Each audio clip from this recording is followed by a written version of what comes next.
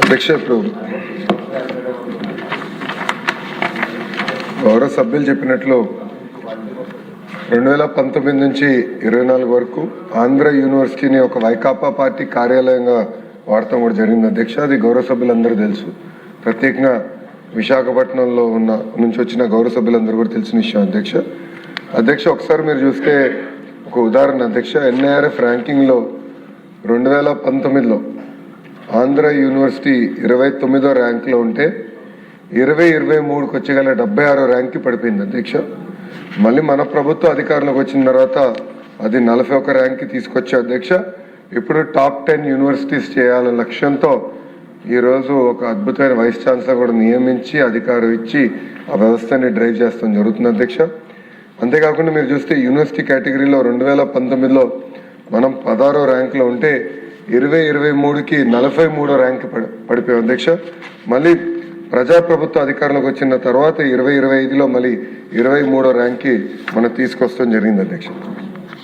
అక్కడ గౌరవ సభ్యులు 2-3 అంశాలు అడిగారు. ఒకటి, ఈ 100 years ఉత్సవాలు ఏదైతే జరుగుతుందో అది ఘనంగా జరపాలి, అందరితో కోఆర్డినేట్ చేసి చేయాలని గౌరవ సభ్యులు కోరారు అధ్యక్ష. ఫస్ట్గా రేపు పొద్దున్న నేను విశాఖపట్నం వెళ్తున్నాను. ఎలమంచిలో ఒక కంపెనీకి మేము శంకుస్థాపన వేస్తున్నాము.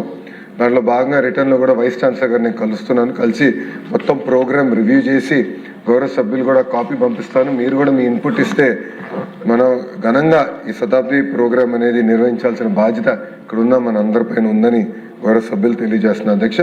అంతేకాకుండా అధ్యక్ష, కేవలం ఒక ఆంధ్ర యూనివర్సిటీ కాదు, ఆంధ్ర రాష్ట్రంలో ఉన్న ప్రభుత్వ విశ్వవిద్యాలయాల్లో గత ప్రభుత్వాలు 5 సంవత్సరాలు విచ్చలవిడిగా వాళ్ళ కార్యకర్తలు అక్కడ పెట్టుకుంటాం జరిగింది.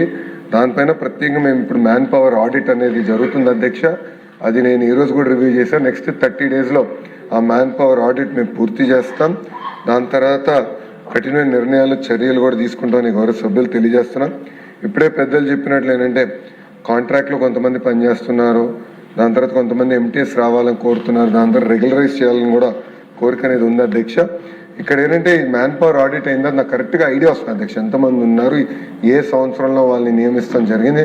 దాని తర్వాత ఫైనాన్స్తో సంప్రదింపులు చేసి తగిన చర్యలు తీసుకుంటామని గౌరవ సభ్యులు కూడా తెలియజేస్తున్న అధ్యక్ష.